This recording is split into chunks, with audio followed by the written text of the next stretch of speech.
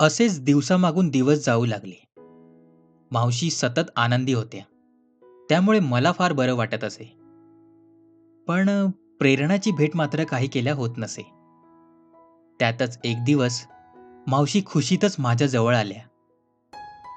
सोबत आणलेल्या पेढ्यांच्या बॉक्समधून एक पेढा माझ्या हातावर ठेवत म्हणाल्या, सर, प्रेरणाला नोकरी मिळाली. चांगला 5,000 पगार आहे. "अरे वा मावशी, आनंदाची बातमी दिलीत. नोकरीला लागली, मग अभ्यास कधी करते?" संध्याकाळी घरी आली ना की अभ्यासाला बसते. आता तसा कमी अभ्यास असतो असं म्हणत असते आणि मग नंतर कामाला बी मदत करते. पण मी तिला काही जास्त काम करू देत नाही बरं. "ते ठीक आहे मावशी.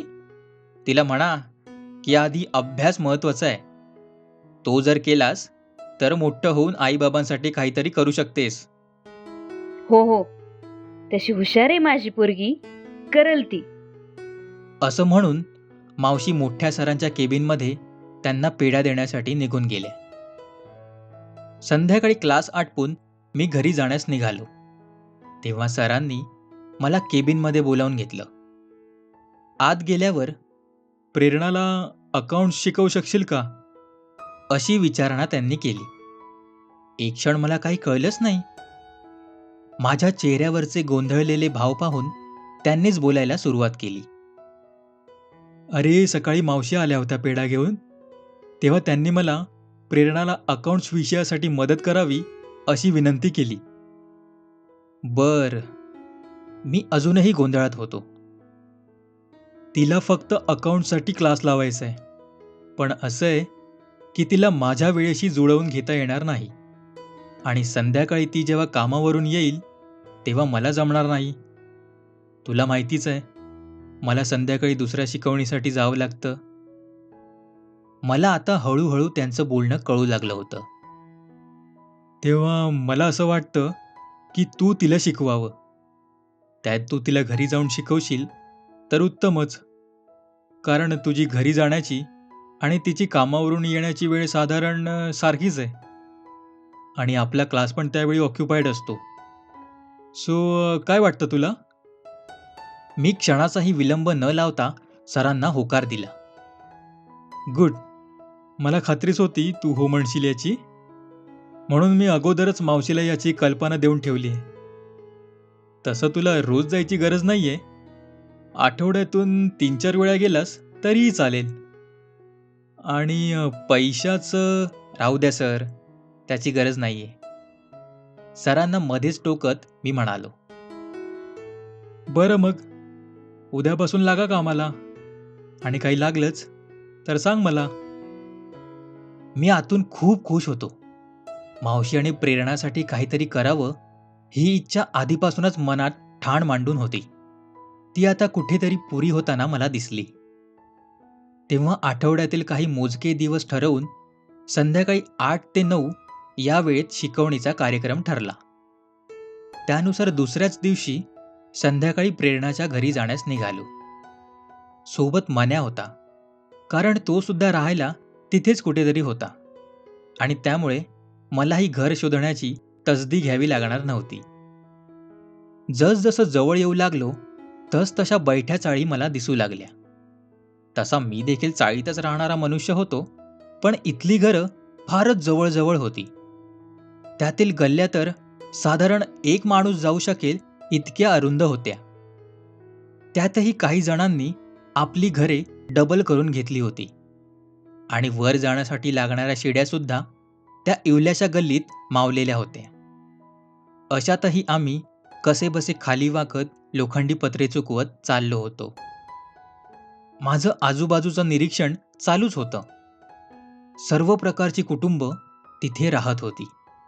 गुजराती, मारवाडी, बिहारी आणि आपली मराठी लोक. "मन्या, तुला बहुधा रोज मला इथे सोडायला यावं लागेल." त्या वळणावळणाच्या गल्लीतून जाताना चेहऱ्यासमोर आलेले दोरीवरचे कपडे बाजूला करत मी मन्याला म्हणालो. "येईन ना सर, आणि तुम्हाला पण होईल लगेच सवय." हसमुख मन्याने म्हटले. कसेबसे आम्ही एका मोकळ्या जागेत येऊन पोचलो. तिथे एका बाईकवर 3-4 तरुण गप्पा मारत उभे होते. त्यांच्याकडे पाहून ते तिथलेच रहिवासी असावेत असं वाटलं. त्यांच्यापैकी एक जण कुठल्या तरी पक्षाचा गटनेता वगैरे होता. कारण बाहेर बरेचसे राजकीय बॅनर्स लावलेले होते. त्यात याचा सुद्धा फोटो होता. आणि एकंदरीत त्याच्या पोशाखावरून तरी तो या एरियामधला धडाडीचा कार्यकर्ता असावा असं जाणवलं. त्याने मन्याला हात वर करून ओळखीचा इशारा केला. तसं मन्यानेही त्यास हात वर करून उत्तर दिलं. ते तरुण उभे असलेल्या विरुद्ध दिशेलाच प्रेरणाचं घर होतं. आम्हाला दारात आलेलं पाहून मावशीने आम्हाला आत बोलावलं. आत गेल्या गेल्या मला त्यांच्या परिस्थितीची तीव्र जाणीव झाली. घर अपेक्षेपेक्षाही लहान होतं. साधारण 10 बाय 10ची ती रूम, आणि त्यातही त्या इवल्याच्या जागेत मध्यभागी भिंत घालून दुसऱ्या बाजूला स्वयंपाकघर आणि बाथरूम केलं होतं. पाहुणचारासाठी एक साधारण निखळलेल्या अवस्थेत असलेला सोफा, जुन्या काळातला पंखा, त्याची पाती देखील वाकलेली होती. भिंतीची निघालेली पापुद्रे, कोपऱ्यात जमा झालेली जळमटे. घरात टीव्ही पण नव्हता, पण जुन्या काळातला एक रेडिओ मात्र होता. तो सुद्धा चालू असेल की नाही याबाबत शंका होती. एका बाजूला काही बॉक्सेस होते आणि त्यावर त्यांचे कपडे. त्याच बाजूला असलेली एक जुनाट टेलरिंग मशीन. मला घर न्याहाळताना पाहून ओशाळलेल्या अवस्थेत मावशी म्हणाल्या, तुमचं एवढं मोठं नाही आमचं घर. ते ऐकून मी थोडा खजील झालो. पण त्यांना कमीपणा दाखवण्याचा माझा हेतू नव्हता. मी आपल्या नेहमीप्रमाणे निरीक्षण करत होतो. प्रेरणा कुठे आहे? मी विषय बदलण्याचा प्रयत्न केला. ती जरा दुकानात गेली, येईलच इतक्यात. तुम्ही बसा, मी तोपर्यंत चहा टाकते. अहो मावशी, राहू द्या. चहा प्यायला नाही आलो इथे. उगाच तुम्ही त्रास करून घेऊ नका. तुम्ही आपली कामं चालू ठेवा. सॅर, मी निघतो, मन्या निघायच्या बेतात म्हणाला. तशी त्याचीही गरज नव्हती आता, म्हणून मग मी त्यास जाण्यास सांगितले. तो निघतच होता इतक्यात प्रेरणा आली. अरे कुठे चाललास? थांब, चहा घेऊन जा ना. तुम्ही दोघेही पहिल्यांदा आला आहात. आई, चहा टाक ना ग. घरात येत प्रेरणा म्हणाली. अगं, मी म्हंटल त्यांना, आपण सर नको म्हणत होते. मावशी बोलत बोलत स्वयंपाकघरात गेल्या. अरे खरंच नको. प्रेरणा, ते चहाचं राहू दे, आपण अभ्यासाला सुरुवात करूया. कसंबसं करत मी त्यांना रोखलं. आजची शिकवणी संपवून मी मावशीचा निरोप घेऊन बाहेर पडलो. सोबत प्रेरणा बाहेर सोडायला येत होती. ते 4 तरुण अजूनही तिथेच होते. काहीशा प्रश्नार्थक नजरेने प्रेरणाला माझ्यासोबत पाहून एकमेकांशी कुजबूज करत होते. मी लक्ष न देता प्रेरणाच्या मागे मागे चालू लागलो. इथे माझ्यासारखा कोणीतरी नवा आला तर हरवल्याशिवाय राहणार नाही. मी प्रेरणाशी काहीतरी बोलायचा प्रयत्न करू लागलो. तिला बहुतेक माझी काळजी वाटली असावी. त्यावर ती म्हणाली, सर, तुम्ही उद्या बाहेर आलात ना की मला एक मिस कॉल द्या. मी लगेच बाहेर येईन तुम्हाला घेण्यासाठी. खरं तर माझ्या बोलण्याचा अर्थ तो नव्हताच, पण म्हटलं ठीक आहे, थोडे दिवस तरी तिची मदत लागणारच होती. बाहेर आल्यावर प्रेरणाला हसून निरोप देऊन मी माझ्या घरी जाण्यासाठी निघून गेलो. आता माझा दिनक्रम ठरला होता. रोज सकाळ ते संध्याकाळपर्यंत क्लास आणि त्यानंतर प्रेरणाची शिकवणी. 1 आठवडा तरी प्रेरणा रोज माझ्यासाठी वाट पाहत बाहेर उभी असायची. त्यानंतर मात्र माझी सर्व गल्ल्यांशी चांगली ओळख झाली आणि मग प्रेरणाला सुद्धा बाहेर येण्याची काहीच गरज नव्हती. दिवस खूप चांगले चालले होते. प्रेरणा सुद्धा खूप शिकाऊ आणि मनमिळाऊ होती. म्हणजे जेव्हा आमची फारशी ओळख नव्हती तेव्हा मला ती फार अबोल वाटायची. पण आत्ता तसं काहीच नव्हतं. ती आता माझ्यासोबत अगदी दिलखुलासपणे बोलत असे. नावाप्रमाणेच तिचं व्यक्तिमत्व प्रेरणा देणारच होतं. स्पष्ट विचारसरणी आणि कोणत्याही बाबतीत आपले निर्भीड विचार व्यक्त करणारी. पण तितकीच हळवी सुद्धा. कधी काही अडचण आली की सरळ फोन देखील करत असे. अभ्यासात देखील तितकीच हुशार. कोणतीही गोष्ट तिला वारंवार सांगावी लागत नसे. घर आणि ऑफिस सांभाळून अभ्यास करणं तिच्यासाठी अगदी सहज सोपं होतं. तशा मुली या मुलांपेक्षा जास्त ॲक्टिव्ह असतात याचं उदाहरण रोज मला पाहायला मिळत होतं. खरं तर या दिवसात मला तिची सवय लागली होती. कारण क्लास कधी संपतोय आणि मी कधी तिच्याकडे जातोय असं व्हायचं. पुन्हा एकदा ती प्रेमाची का काय ती फिलिंग येत होती. पण तसं असेल का?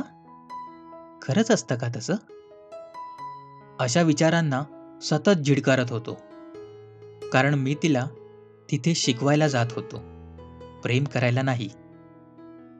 पण मग मला तिला रोज भेटावंसं वाटायचं. आठवड्यातून फक्त 4 वेळा जाणारा मी काही ना काही कारण काढून रोज जायचा प्रयत्न करू लागलो. पण मनात तशी भीती देखील होती. तिने काहीतरी वेगळाच विचार केला तर? मग तर हे 4 दिवस पण जायचे हातातून. त्यामुळे मग मी रोजचं जाणं सुद्धा टाळलं.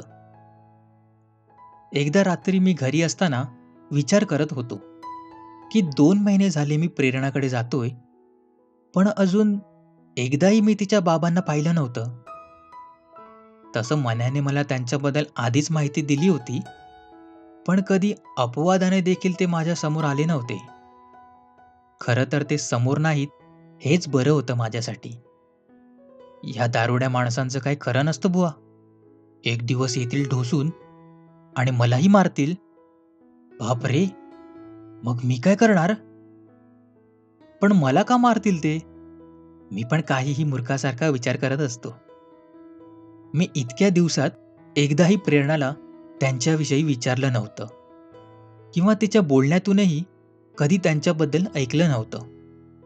आणि तिला त्यांच्याबद्दल विचारावं इतकं धाडस मात्र माझ्यात नव्हतं. मी तिला विचारलं आणि मग तिचा मूड ऑफ झाला तर? नको नको, अभ्यासावर परिणाम नको. नेमकं दुसऱ्या दिवशी त्या महापुरुषाची भेट घडेल असं स्वप्नात सुद्धा वाटलं नव्हतं.